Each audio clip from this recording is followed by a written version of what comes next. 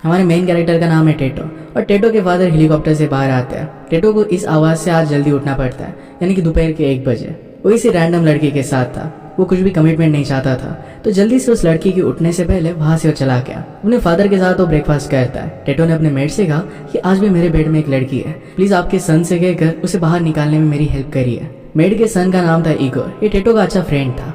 Parallel में हम हमारी और एक मेन कैरेक्टर पाउला को देखते हैं। पाउला एक डॉक्टर बनना चाहती है और इसी वजह से अपनी रेजिडेंसी के लिए अप्लाई कर रही थी।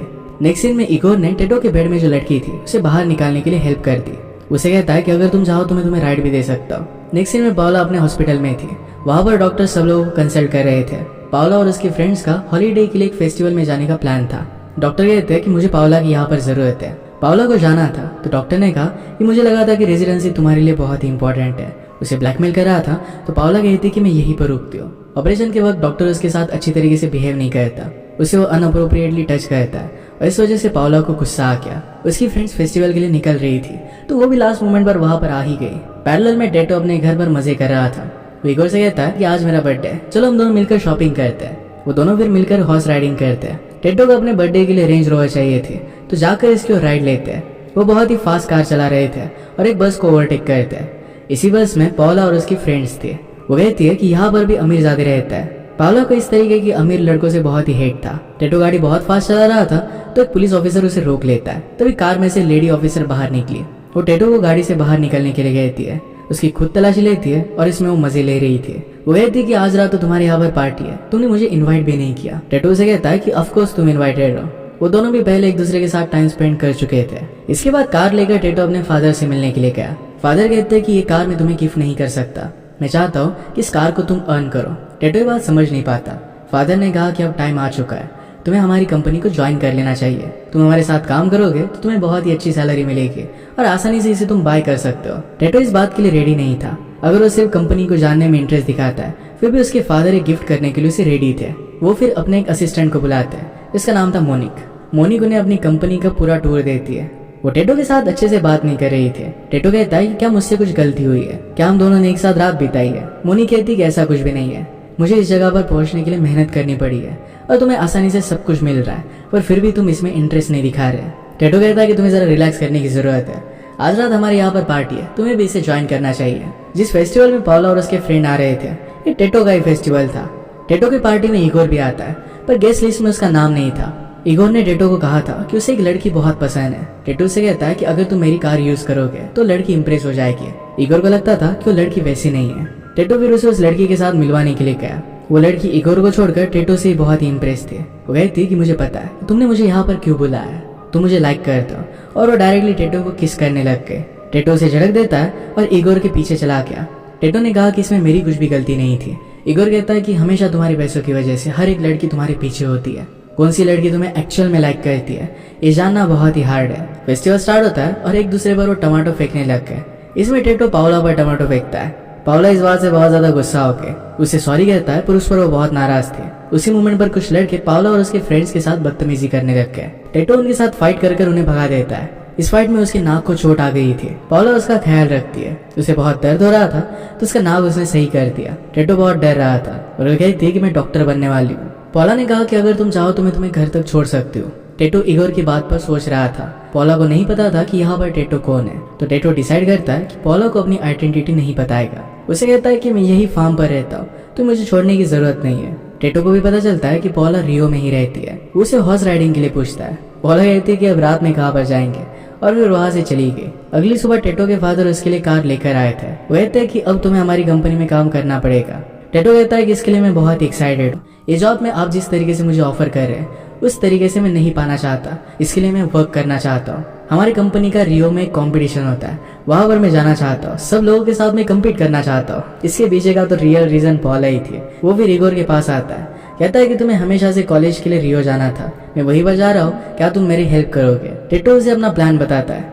कहता है कि मैं तुम होने का प्रिटेंड करूंगा और तुम मेरी जगह ले लेना। हम दोनों मिलकर उस इंटर्नशिप में पार्टिसिपेट करेंगे। अगर जॉब इगोर को मिल गया तो टेटो अपनी कार उसे देने वाला था। इगोर को कार बहुत पसंद थी और इस बात के लिए वो मान जाता है। वो दोनों मिलकर फिर रियो पहुंचते हैं। रियो पहुंचने के बाद टेटो ने पॉला के बारे में इन्फॉर्मेशन निकाली। वो एक पार्टी में आने वाली थी तो वहीं पर वो पहुंच जाता है। वहाँ के स्टाफ को पे करता है ताकि वो प्रिटेंड कर सके कि इस जगह की साफ सफाई का वो काम करता है। पार्टी में पॉला ने टेटो को देखा। उसे यहाँ पर देखकर बहुत सरप्राइज थी।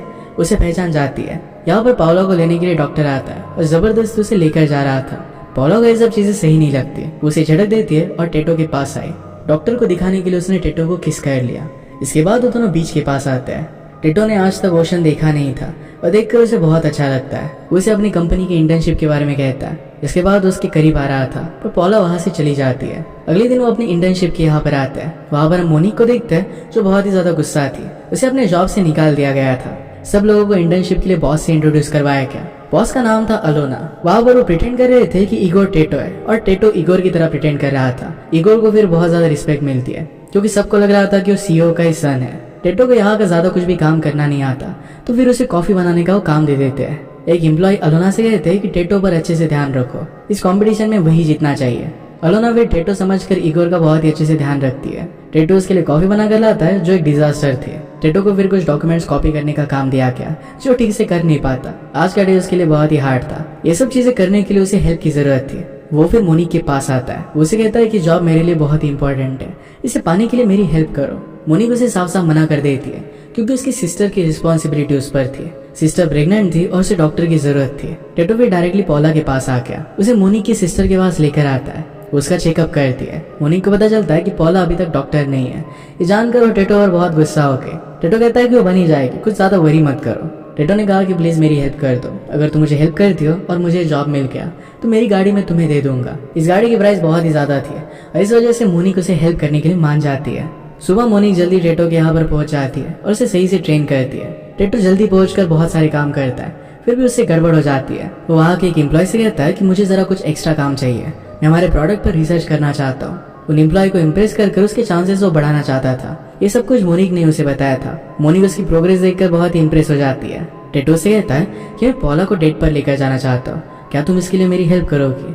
मोनिक उसे कहती है कि तुम उसे अपनी अमीरी दिखा नहीं सकते तो एक छोटे से ब्यूटीफुल से प्लेस पर उसे लेकर चलो, वहाँ पर तुम दोनों मिलकर डांस कर सकते हो। टेटो को सही से डांसिंग आती नहीं थी तो मोनिक उसे सिखा देती है। इसके बाद टेटो और पॉला दोनों डेट के लिए गए। उनकी डेट बहुत ही ब्यूटीफुल गुजरी। पॉला से कहती है कि अगर मेरी मदर जिंदा होती तो मैं तुम्हें डेट कर रही हूँ ये बात वो कभी भी एक्सेप्ट नहीं कर पाती। वो हमेशा रिच लोगों को डेट करती आई। उसकी डिवोर्स भी हुए पर फिर भी उसे हमेशा रिच ही पार्टनर चाहिए था। पॉला अपने खुद के साथ ऐसा कभी भी होने नहीं देना चाहती। वो खुद का एग्जिस्टेंस स्ट्रॉन्ग बनाना चाहती है। इसके बाद पॉला और टेटो करीब आ गए और किस कहते हैं। पॉला उसे कहती है क्या हम तुम्हारे घर पर जा सकते हैं। टेटो कहता है कि मेरा घर बहुत ही छोटा सा है, शायद तुम्हें पसंद नहीं आएगा। वो फिर इगोर को कॉल करके अरेंजमेंट करना स्टार्ट कर देता है। इगोर जल्दी से अपने बिल्डिंग के डोरमैन के पास आया। उसे कहता है कि आपका क्वार्टर मुझे दिखाओ। वहीं पर टेटो पॉला को लेकर जाने वाला था। उनसे चाबी लेता है और लेकर जाता है। पॉला कहती है कि प्लेस उतना भी बुरा नहीं है। तो बैल्कनी पर आते हैं जहाँ से पूरी सिटी का व्यू दिख सकता था। इसके बाद वो दोनों इंटीमेट हो गए। इसके बाद नेक्स्ट सीन में टेटो ने अपना प्रेजेंटेशन दिया जो वहाँ के बॉस को अच्छा लगता है। इगोर ने भी अपना प्रेजेंटेशन स्टार्ट किया था। वहाँ पर जरा डिबेट होती है और वो डिसाइड करते हैं कि दोनों का आइडिया अच्छा है, दोनों के आइडियाज को टेस्ट करना चाहिए। रात में टेटो से मिलने के लिए पॉला उसके ऑफिस में आई। वहाँ पर अलाना उससे मिलती है। पॉला उसे टेटो के बारे में पूछती है तो अलाना उसे टेटो के पास लेकर जाने लग गई। अलाना के साथ पॉला को देखकर टेटो और इगोर दोनों छुप जाते हैं। अलाना ने उन्हें देख लिया तो इगोर कहता है कि मैं पॉला से पीछा छुड़ाना चाहता हूँ, प्लीज मुझे पीछे के रास्ते से निकाल लीजिए। वो फिर उसे लेकर के पार्किंग में जब अलाना